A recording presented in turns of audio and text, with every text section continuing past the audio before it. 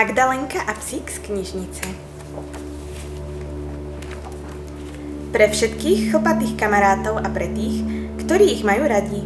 A pre knižnice, v ktorých sa dejú zázraky. Ja nerada čítam.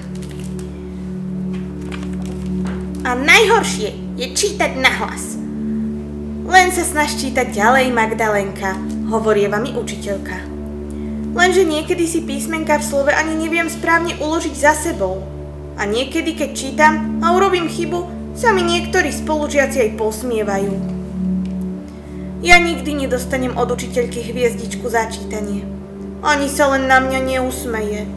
Namiesto nej vždy dostanem srdiečko s nápisom Snaž sa ďalej. Dostávam veľa takýchto srdiečok. Tak veľmi chcem hviezdičku aj ja. Hviezdičky sú pre tých, ktorí pekne čítajú.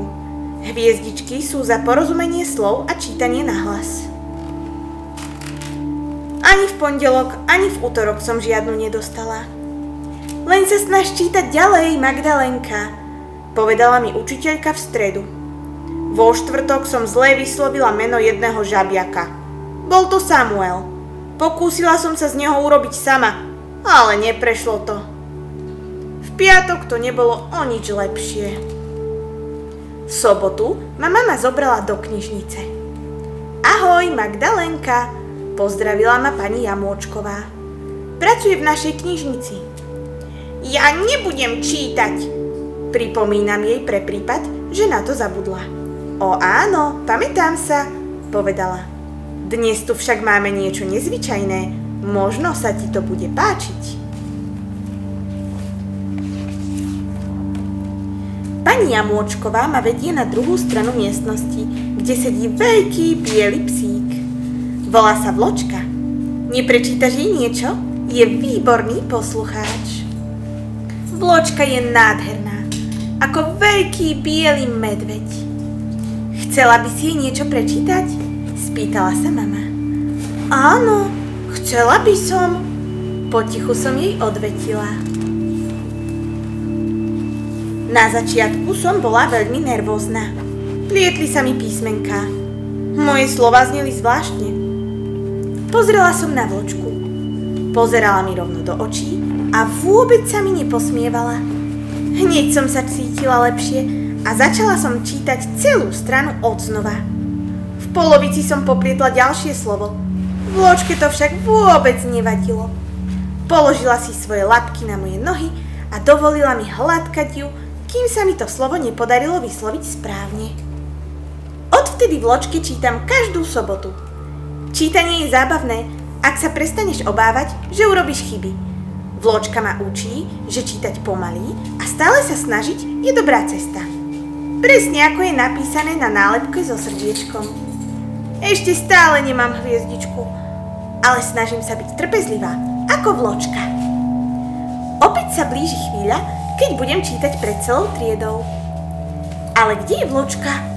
V knižnici nie je. A pani Jamôčková tiež nie. Chceš počkať na ďalšieho psíka? Pýta sa nová pani knihovníčka.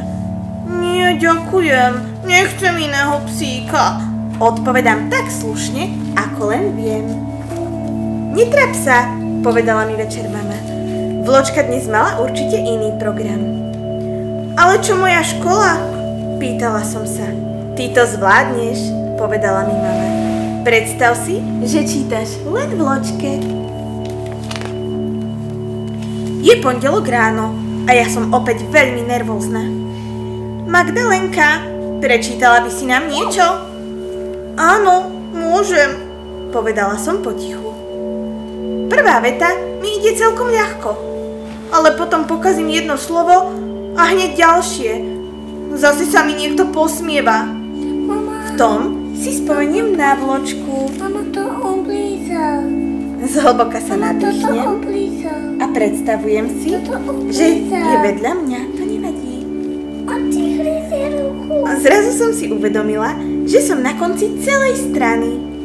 Pozriem sa na učiteľku, ktorá má na tvári veľký úsmev. Zvládla som to. Konečne mám svoju hviezdičku.